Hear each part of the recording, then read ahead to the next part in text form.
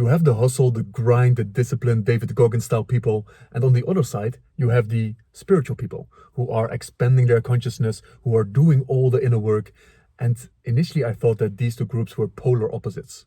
And in some cases they are, but I also realized that they are actually doing the same thing, just in a different way. They are falling into the same trap. I never felt that I truly belonged in these groups, because whenever I oriented towards the, let's say, the hustle, the grind, the disciplined side of things, there were so many things that I loved about this.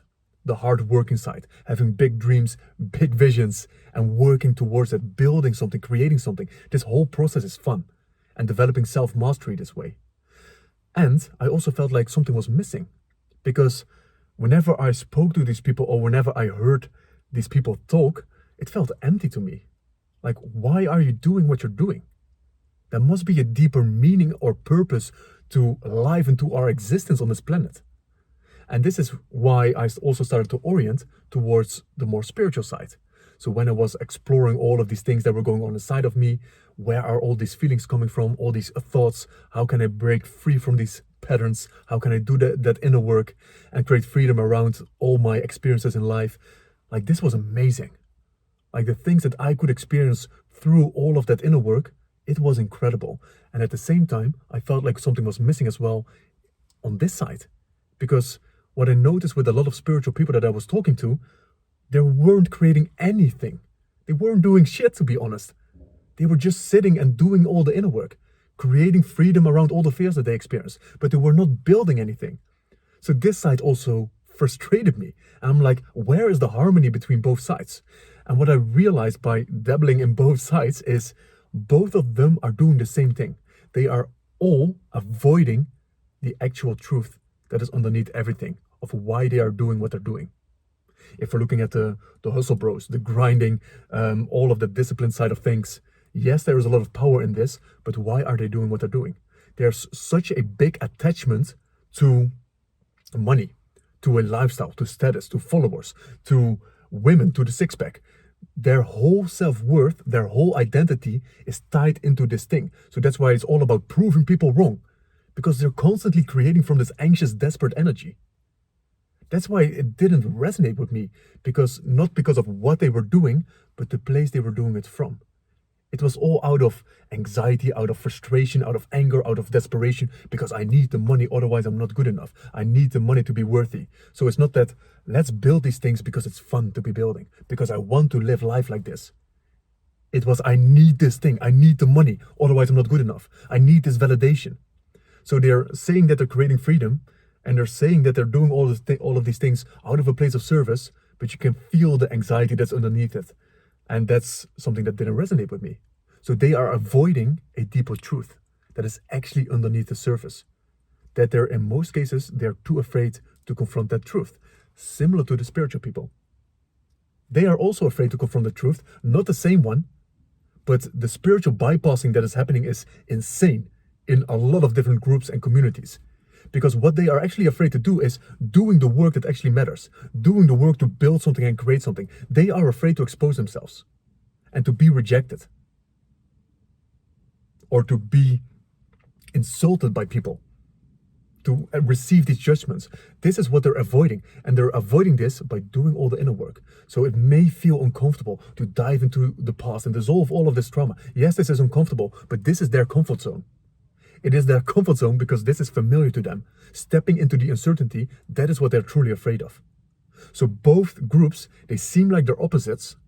And yes, they are in some kind of ways opposites, but they're doing the same thing. They're avoiding the hard truths, the uncomfortable truths. Because if the hustle bros are confronting, like, why am I doing what I'm doing? Why am I trying to prove people wrong?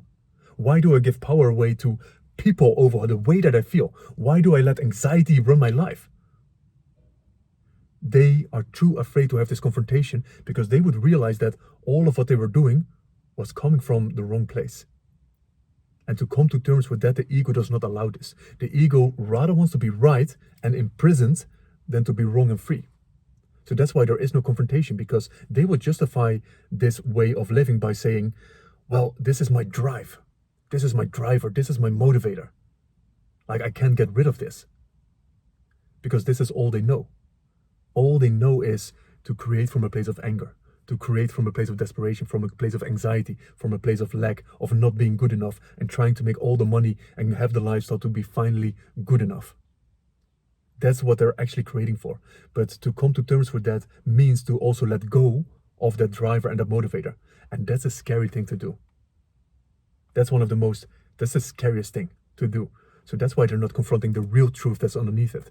And they're just covering this up as whatever justification they have around creating in this way. And you can see this even with the famous people out there, like an Alex Hormozi. Alex Hormozi has created from so much anger and frustration. Even someone that is, because he's not spiritual, even someone like him is confronted with the fact this proving people wrong is destroying me. This is not working. Like he was trying to prove his father wrong. Even someone like him comes to this conclusion and says like, I need to be creating from a different place. And this is, for some people, this reality is too hard to come to terms with. And this is from the hustle bro side. And the spiritual side, like I said, they are bypassing also in different ways. And that's why I never felt like I truly belonged in any of these groups, because the way that I see it is a harmony between the two. You need to have both, I believe, to create in the most powerful way possible. Like I believe the most powerful leaders are the ones that have been courageous enough to go within, to look at the shadows, like, why am I actually doing what I'm doing? Am I pursuing these things from a pure place, from a place of love, or from a place of lack and desperation and fear? Why am I actually doing what I'm doing? So that's why I believe the harmony is necessary, because you need to learn the skills to do something, to build something. You need that level of self-mastery, which you can only get through action. But a different level of self-mastery is this self-awareness. Like, why am I actually doing what I'm doing? To be a master of your experience and of your feelings instead of avoiding everything altogether. So that's why I think these two groups are the same, because they are falling into the same trap. Most people are too afraid to have these hard confrontations with themselves. And I believe that's where you become the most powerful. When you are willing to let go of your worldview, of how things are going. When you are willing to confront these hard truths, to sit down and reflect, and to have an honest conversation with yourself. Which means letting go of all the spiritual bypassing, like what is actually going on underneath the surface. Which means on the other side, letting go, stopping, not working for a moment, and listening what is actually going on. How am I actually feeling?